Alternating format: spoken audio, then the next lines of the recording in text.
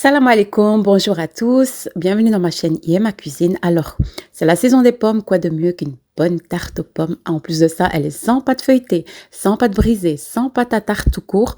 Vous allez voir, beaucoup de pommes, un petit délice. Moi, on va commencer les ingrédients, mais n'oubliez pas de vous abonner et de me faire un petit like pour m'encourager pour la suite.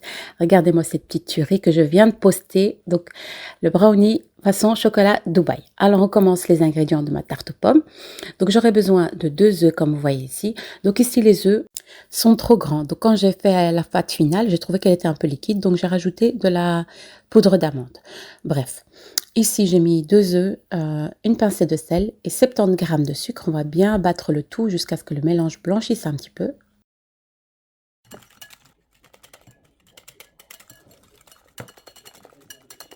Je vais rajouter 70 g de beurre mou. Donc, essayez de retirer tout du frigo 1 à 2 heures à l'avance. Donc, le beurre, les œufs, etc., etc. Donc, tout doit être à température ambiante. Voilà, on va bien mélanger le tout. Vous allez voir, regardez, mon beurre, il se mélange bien directement, sinon vous allez avoir des grumeaux, etc. Donc ici, je vais mettre 50 g de farine et 50 g de poudre d'amande. Ici, la poudre d'amande, on a l'impression qu'il y a beaucoup, mais c'est 50 g. Oui, oui, oui. Bref, vous pouvez mettre par exemple 100 g de poudre d'amande ou 100 g de farine. Donc pour les personnes qui sont allergiques au gluten par exemple, vous mettez juste de la poudre d'amande. Et comme je vous ai dit, mes œufs sont très grands.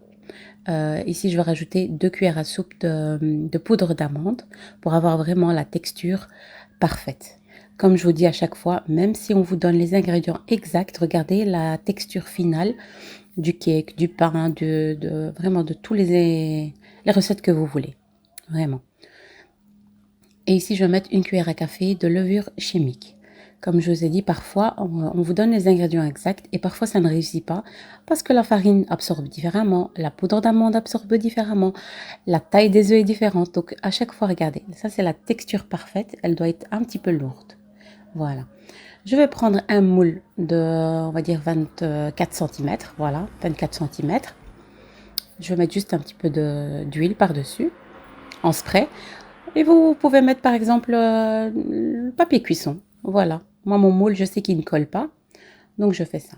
À cette étape-là, j'ai déjà préchauffé mon four à 170 degrés. Donc, 170 pour les Français.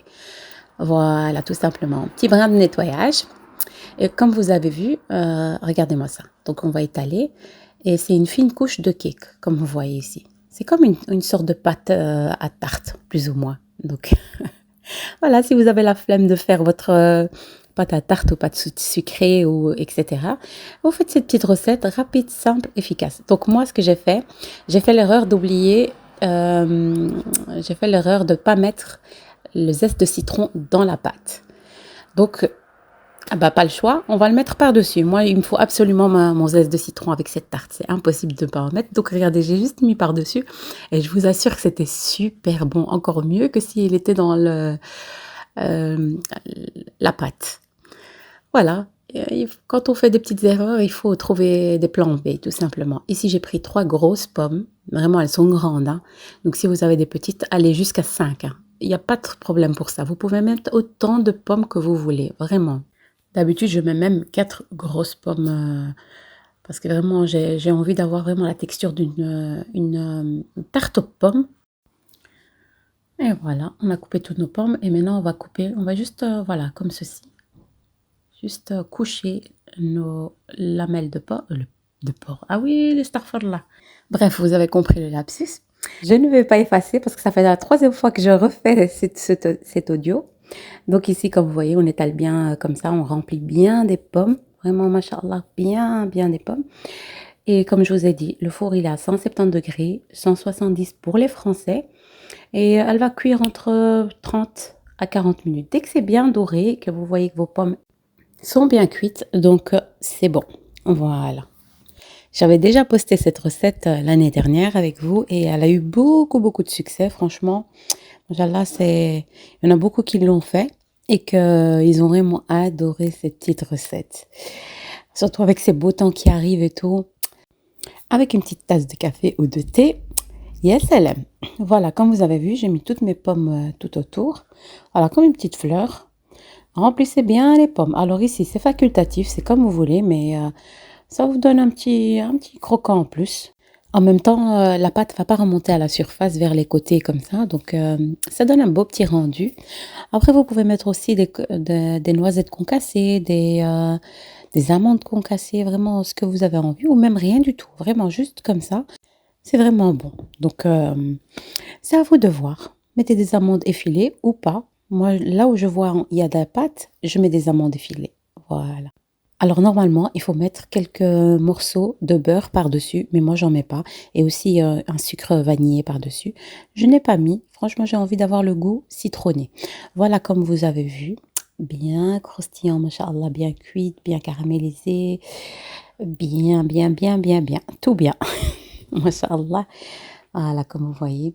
Alors ici, à la sortie du four, ce que je vais faire, je vais directement la badigeonner avec de la confiture de pêche ou d'abricot. Ça, c'est comme vous voulez. Juste comme ça, pour comme ça, elle va bien absorber. Regardez-moi le brownie ici au chocolat. Une tuerie, franchement, sans gluten en plus. C'est parfait. Bref, la recette, je viens de la poster juste avant celle-ci. Donc, si vous voulez, je vous la mettrai juste ici au-dessus.